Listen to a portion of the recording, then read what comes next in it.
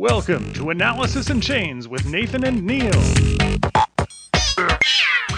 Happy Friday, everybody. Today we are going to talk about IOTA. Today is a beautiful sunny day here in Berlin. How are you doing over there in Montreal there, Neal? All is good, Nathan. We're having our second summer, which really just came out of the blue. It's scorching hot, as if it was the middle of July. So maybe this is the start of the apocalypse. Who knows? We'll see what happens. In Berlin, we had exactly 2 days of warm weather this summer. Summer fell on a weekend. Yeah, it was nice. All right. So before we get into everything today, we've got some news. People wrote in. People were excited about our naming our bot, the Twitter bot. So we're calling him Body McBotface. Woohoo! What a ridiculous name! Adds a lot of personality to our bot, though. It's nice that we're naming everything after an internet meme that happened a while back, but you know what? It's fine. I approve of Body McBotface. Awesome. Yeah. We had a lot of people write into us this past week, didn't we, Neal? Yeah, we had a few people contact us. We love hearing from you guys, our avid listeners. We love hearing your opinions. We had a guy and his brother write in regarding their little project called My Cryptopedia, and they're trying to build an encyclopedia on all things crypto. So it's work in progress at the moment, I believe. So best luck, guys. Keep it going. And who else wrote in? Yeah. We're not associated with them, but we do like to promote our listeners. So mycryptopedia.com. So to go check these guys out, and hopefully they'll get some success. Yeah. I think we had an offer for a beer as well in Berlin. So yeah, that's kind of nice. Yeah, it is. Yeah. So lucky you. Waiting for someone to offer me beer in Montreal. I'm open. Always come over here, Neal. Yeah. Fly over to Berlin for free beer. It's definitely the way to go. All right. So if you want to write in, and if you want some Neal and Nathan nutshells as a thank you for listening, send us your Waves wallet address, sign up to our email list at analysisinchains.com, or you can just write us in at info@analysisinchains.com. We love hearing what you have to say. So today we are talking about IOTA. IOTA. It sparked an interesting debate between Neal and I this week, because it's a very different type of cryptocurrency. We ended up, as usual, going on sort of two different sides of this, one being more apprehensive than the other. I'll give you one guess as to who was who. Yeah. No points for guessing the correct answer. But it was good. We went, as I usually do, on the IOTA subreddit, and asked a bunch of questions, got feedback from the community. I got a survey down in there, and we got a lot of interesting data, a lot of interesting research that we're going to share with you today. So at the beginning, first of all, what is IOTA? What makes it different? And it's kind of like blockchain without the blocks and without the chains. And they they use what's called a tangle. All right. So, I mean, the best way I've heard it described is that if you have a Bitcoin blockchain or any other traditional blockchain, you've got a layer of computers that are all competing to form the next block. They're all burning energy to do a proof of work, or competing or participating in the proof of stake algorithm. And they're all spending energy to keep track of the transactions that go on their chain. And so that means you have to incentivize them. You need to pay them. And you burn a lot of energy doing this. And even with a proof of stake algorithm, you've got to incentivize and pay the people for using their electricity to keep track of these transactions. So what IOTA does is they do it the sort of the opposite way. So if you want to put a transaction on the chain or on the tangle, you are responsible for doing a proof of work for someone else's transactions. So you have to validate other people's transactions, and then your transaction will be validated when someone else comes on and does a new transaction, and then they have to validate yours. And so what this means is that you don't have to pay anyone to do a transaction. You don't have to incentivize them in any way. Your electricity, your proof of work, your incentive is actually the getting your transaction validated. It's like you're paying to participate in the system. So it changes everything about how, about how That's it a big operates. statement. It's a bit hard to wrap your mind around if you've just gotten your head around blockchains and how they work. This is sort of next level confusing, but it's been interesting to see, because I think it's personally, I think it's absolutely brilliant solution to this problem of burning so much energy and of slow transactions and scalability. Yeah. Well, I'd like to take this moment to say well done, Nathan, on explaining IOTA so well. I don't know how many videos I've watched on YouTube trying to understand IOTA and have an appreciation for it. So great job there. I think a few YouTubers will retire now after that great effort. Or they'll slam me for oversimplifying it. Yeah, yeah, they're all like, Nathan, we gotta hit a high level here. So the thing is, though, where I come from, it's like on one hand, I'm like, wow, this really does sound as good as what Nathan say it is. Like, this could really be a game changer. So on paper, yes, it does look like that. The skeptic in me is like, okay, this is still new technology, and a part of me is like, hey, Neil, wait before you get excited. There's still more to happen. This is still in beta. It's relatively new. Like, just letting people understand, when Bitcoin came along and blockchain, I was not jumping up and down in excitement. I was like, really? Does it really do that? And it did take me time to get on board the blockchain train, because I need more time. I need more time to read about it. I need more people of prominence to talk about it. When Bill Gates started talking about blockchain, I was like, okay, maybe Neil, maybe you should look at this again. So with Tangles, yeah, it has all this amazing potential, solves one of the biggest problems with blockchain, and proof of work is the energy element, which is very, very important for me. For me, I'm just waiting to see what happens. They are making the right moves as an organization, because every day now there's always someone new joining IOTA that has good credentials, which for me is very, very important to see, because you really are investing in this group of people to help IOTA fulfill its potential and its promises. So with Tangles, it does sound awesome, but before I get all excited like Nathan, I'm just waiting for more information to come out. That's fair enough.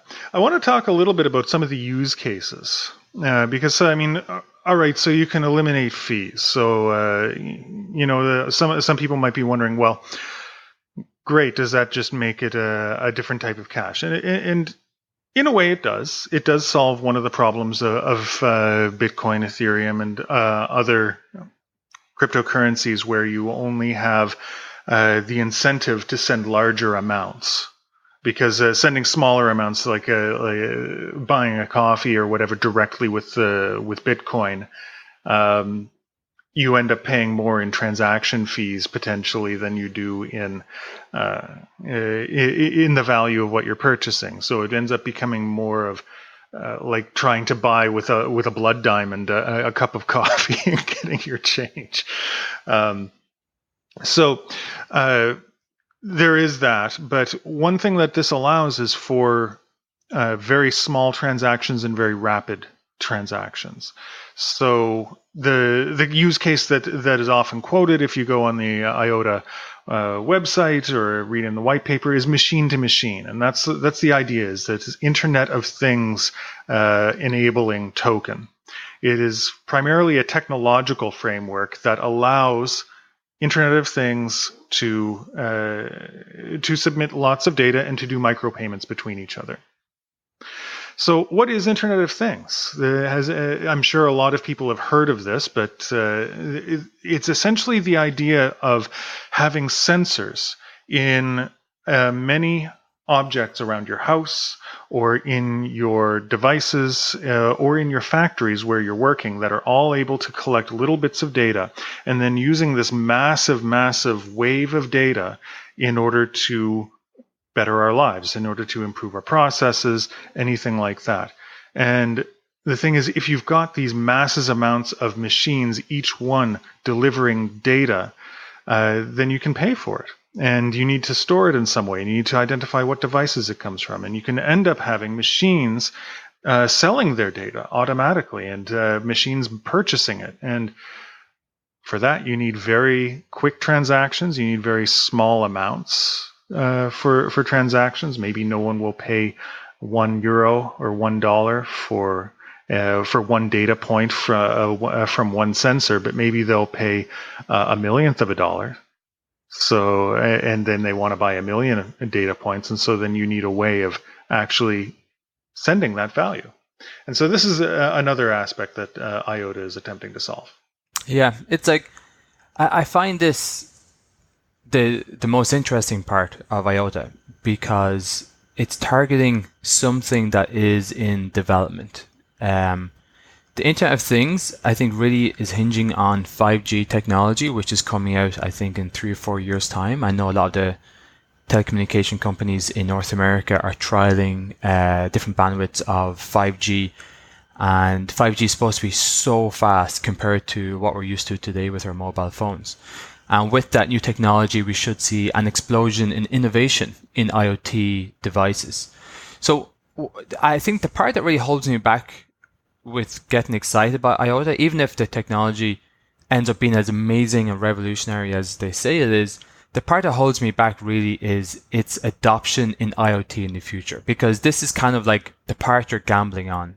If you were to be an investor, if you were to buy their tokens, it's like, okay, will they become the de facto currency or sort of database structure of Internet of Things in the future? So if you look at what they're doing as an organization, they're making some big moves in terms of their hiring, who they're bringing on as chief scientists and their industry background. So that's very encouraging.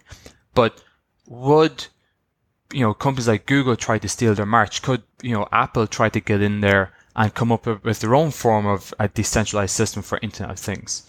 Because if you think of how we use, say, Internet of Things today, it's quite small. For example, if you have an Apple phone, you communicate with your smart TV or your Apple TV, through your phone. But if I had an Android phone, I wouldn't be able to communicate with Apple TV to watch TV. So maybe there could be lots of competing systems like this, like IOTA, in the future in the Internet of Things. And this is a hard thing to know, to determine. And I guess that's the part of me that's really holding back with IOTA. It's like, this is a big opportunity, but also, will they achieve in this opportunity? And so, yeah, we'll have to wait and see. This is the most interesting part of IOTA for me. Really? I mean, I get where you're coming from, but I mean, you could say that about pretty much any startup, right? I mean, Google has, Google, Apple, they've got hundreds of billions of dollars. They've got enormous market cap, they've got an enormous buying power, they've got immeasurable resources, and yet they still are like Google, I think, is the number one purchaser of startup companies. And the reason is because it makes a heck of a lot more sense usually to just buy something that's working rather than try and recreate it. I mean, does anyone remember Google Wave? That was their their social media. I think they have 4 or 5 social media attempts, and it just didn't work like Twitter or like any of the other social media did. It just couldn't get off the ground, even though they had this enormous wave of cash behind it. Mm-hmm. And I think with any type of network effect system, the more different players you get on board, the more successful it'll be, right? Yeah. I agree. With something like a feeless distributed system, what benefit is there?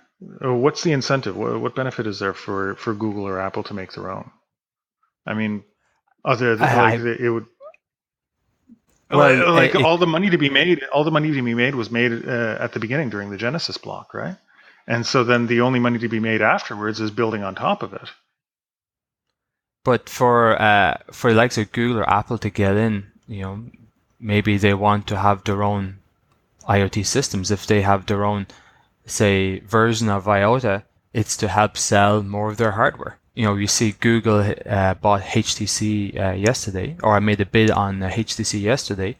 So, the hardware game is where it's going to be in the future. And maybe I'm again, this is just hypothesizing. Like I'm only making the case for competition in this space. Is that the thing about IOTA is that I don't think they'll be the only player trying to develop this type of market. Like I'm just saying that Apple and Google maybe could be thinking about it. But the other thing is, if we think of what IOTA are trying to establish, it's like to try and be this decentralized database system in an IoT network. IOTA could be MySpace, and maybe there could be a Facebook version. In other words, a more evolved version of IOTA could come in the future, and that's why I'm reserved about it, because we're talking about something that's like 4 or 5 years into the future. So it's so hard to tell how all of these variables could evolve, and that's why I'm just conservative on my outlook for IOTA. I suppose I mean, when we're speculating on future markets, it's always going to be a bit of a gray area. But what I did find when I was looking up IOTA is that they're expecting to have production ready systems by the end of the year, by 2018. And the founder had an AMA on Reddit a while back, and this was one thing I was pointed to, is that they're right in line with their development timeline, and so even though it's a little bit less tested because it's 2.5 years old, it's not 8 years old. It's got a lot of people that are working on it, right? I wanted to quickly bring up something that was in the news about IOTA back last week, because it is quite important. So when we started researching this, we came across an article that was talking about a vulnerability in the cryptography behind IOTA. So it's essentially something that allowed for what are called collisions. So that means that you can put two different inputs into the system and it comes out with the same output. And this can be used by a hacker to compromise the system, to hack into it. And I was asking the IOTA community about it, and I got some actually really interesting answers. So again, my understanding is limited to sort of what people have told me and what I'm reading about, but apparently IOTA is not yet completely distributed. It's not like Bitcoin or Monero, where no one is controlling it. Right now, there is a program that is coordinating the system, and the coordinator apparently is meant to find this sort of vulnerability. And it did find their vulnerability, and it wasn't an issue. And the idea behind the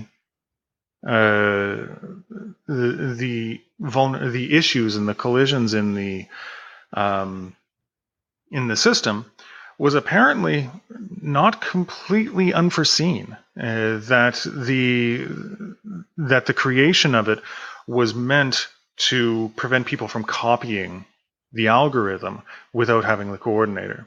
That's what I read, is that there was never any specific danger to the tangle itself, or the data in the tangle being compromised. So it's interesting, though.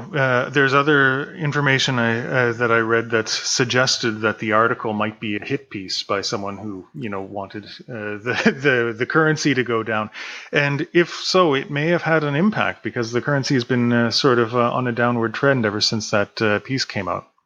I don't really know more than that, but it does sort of raise my meter, going, how easily manipulatable any cryptocurrency is. I could understand if someone was trying to Yeah, manipulate it. yeah, no, like I totally understand as well. It's like, you know, is it hippies or not? We don't know. But at the same time, if Tangles can do what it says it can do, then it's very threatening.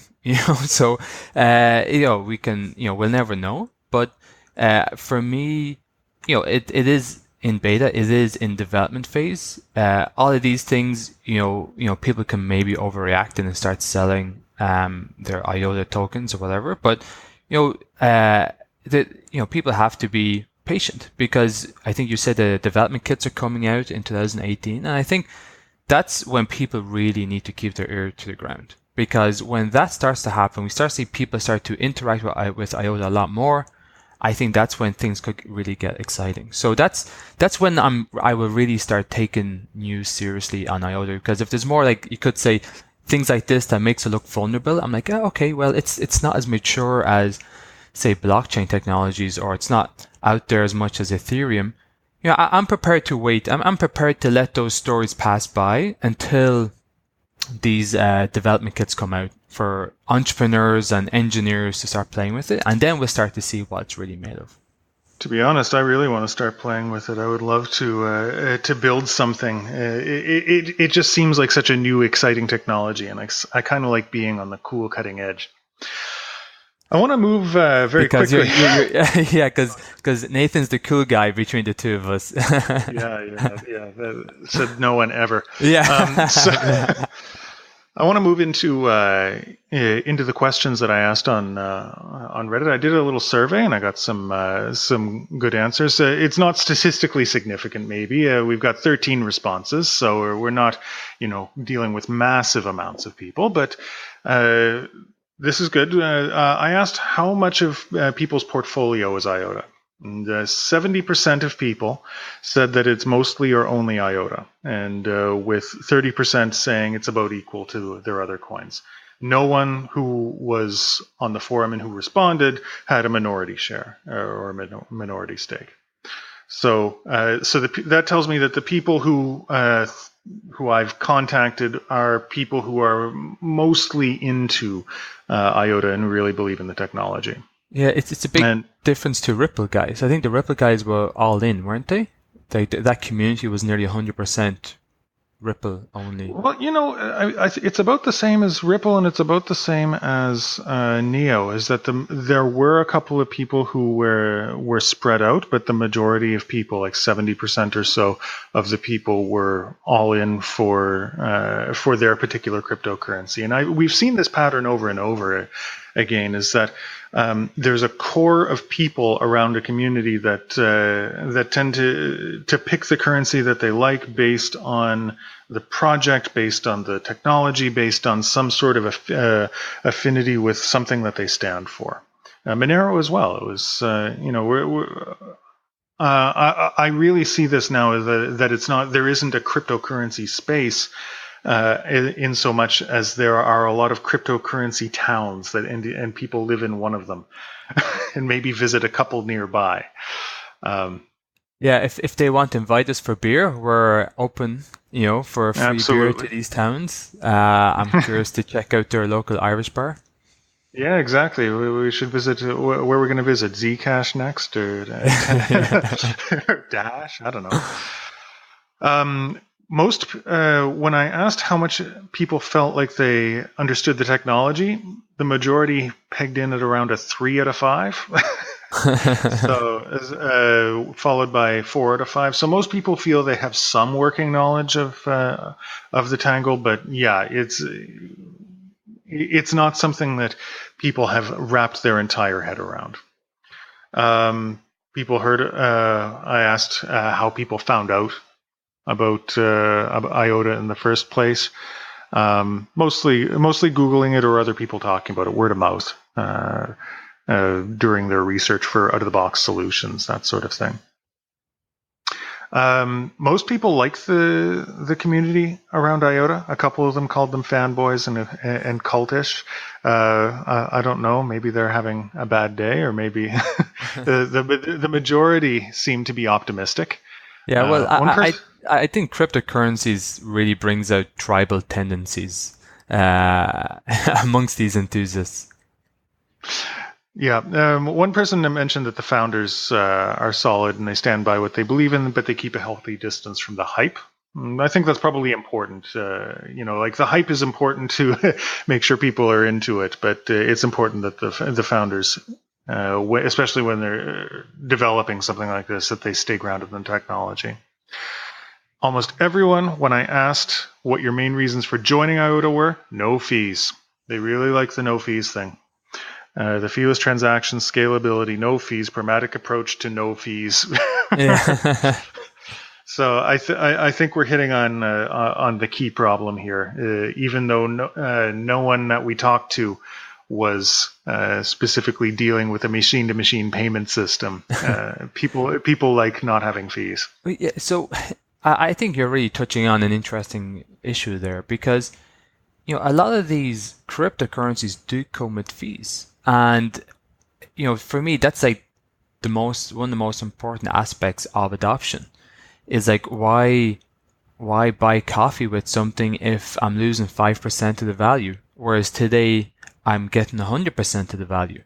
And, when we see the whole Bitcoin versus Bitcoin Cash debate, the Bitcoin Cash people are really pushing for low fees. And the Bitcoin people, are less seem to be less worried about it like today. So I'm often surprised how sometimes people, it doesn't affect them. To me, cryptocurrencies, fees is really one of the most important aspects because how else can it take off? So it's good to see that these guys are really enthusiastic about that concept or that part of cryptocurrencies, because sometimes I feel that not enough people realize how important of a characteristic it is.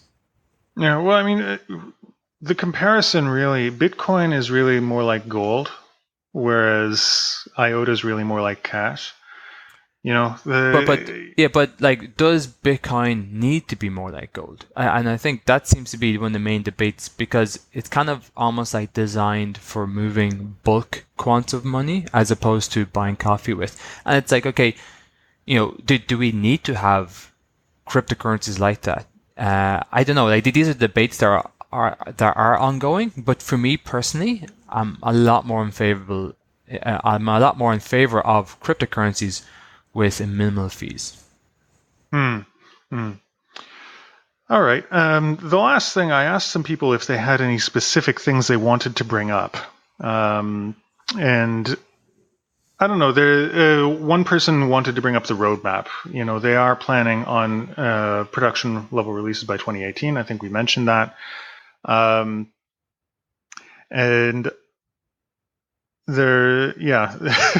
so one person really was not happy, and with IOTA at all, who wrote in.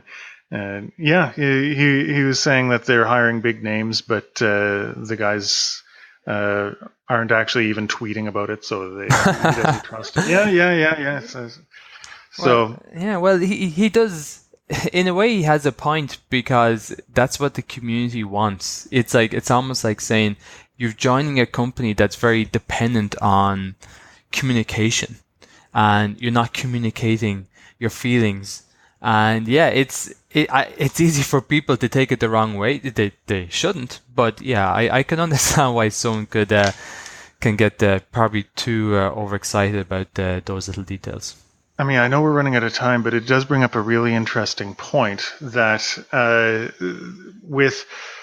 with anything like this, it's about trust building, right? I mean, crypto is all about trust building, any crypto.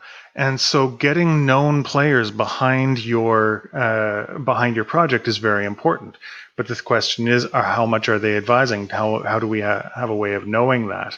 Are they there in name only? Are they there because we paid them? And it's hard to know that sometimes, and that has occurred to me. For my projects, for any project, you want to get good advisors. How much are they contributing? No one ever knows. and it could be a lot, could be a little. Let the buyer beware. But that's sort of the nature of the game. I mean, there's nothing else to do. Yeah, well, I think you're completely right because this is a startup game. Like we are dealing with currencies, but it's still a startup game, and any startup out there, regardless of if they're involved with cryptocurrency or not, needs prominent names in their advisory board and needs experienced people to help, take them seriously. And the thing about cryptocurrency is like we are really at an early stage of its development. Like in 20 years time, maybe there will only be 2 or 3 remaining because these are the 3 that everyone prefers the most. And the thing is, at the moment, you have thousands out there. So if we're going to go from thousands to 3, yeah, it's a tough game, and you need smart people, ambitious people who are successful, to be part of your organization to help it take off. The last point I want to bring up, just from what people had said, is that IOTA is not just a token, it's a technological framework. And I think this is a really important point. You actually don't necessarily need a token in order to do a transaction, which makes it actually quite useful for data processing, for supply chain, for anything like that. You need the token to transfer value. Because the IOTA token is, it's the coin, but actually they welcome spam on the network, because the more transactions you have, the faster your transaction gets validated. You need other people doing transactions to do this. So you can actually download an IOTA spammer, and it'll just spam empty transactions just so that your computer can spend energy in order to validate other people. So it's interesting. I was trying to find information on like the transaction speed, and it's hard to find that because it varies depending on how many people are actually using the system. The more that are using it, the faster things get validated. So yeah, I think I'm not sure if you were able to calculate anything for your BitCoffee index because of that, Neal. But yeah, well, this is the thing about the technology is like the more it matures, the better it gets, and I think that's an awesome feature. The whole spamming thing, it's very, very smart, and I believe that like this time next year when we reevaluate IOTA, I think I think it's going to be very interesting to see how it's evolved and how fast it is because of the size of the network. So yeah, it's an interesting feature, and it's really good because of the whole scalability issue, because we know this can be a big bottleneck for many cryptocurrencies. So yeah, I'm looking forward to seeing how it develops once these development kits are available, and to see does it really take off as much as they say it will. All right. So prediction: do you think it's going to take off or no?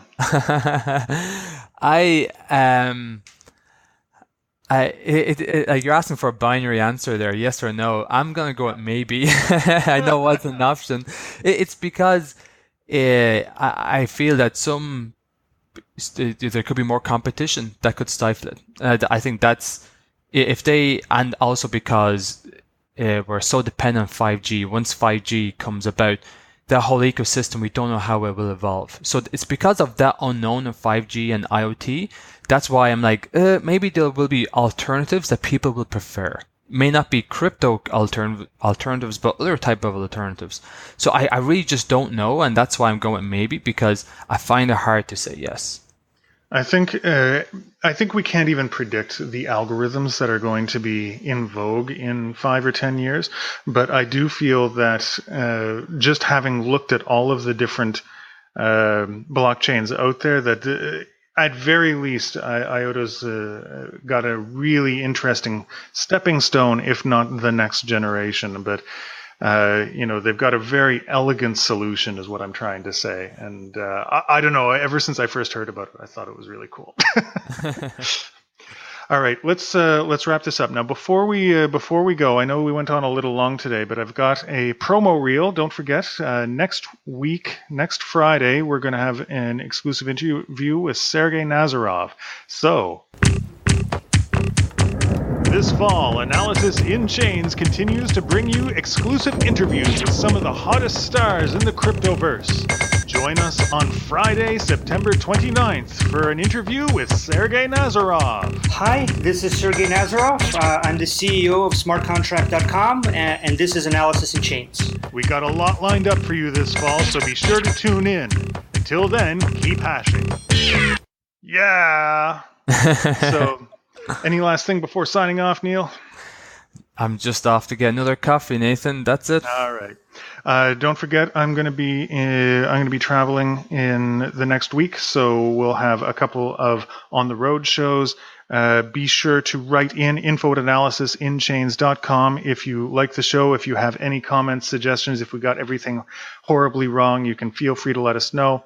And if anyone wants to meet up or host a meetup or anything while I'm in San Francisco in the next couple of weeks, then you can also write in and let me know that. All right. Until next time, keep hashing. That's our show. Thanks for tuning in to Analysis in Chains with Nathan and Neil. Check us out at analysisinchains.com, on iTunes, Podbean, and wherever else you listen to podcasts. Until next time, keep hashing.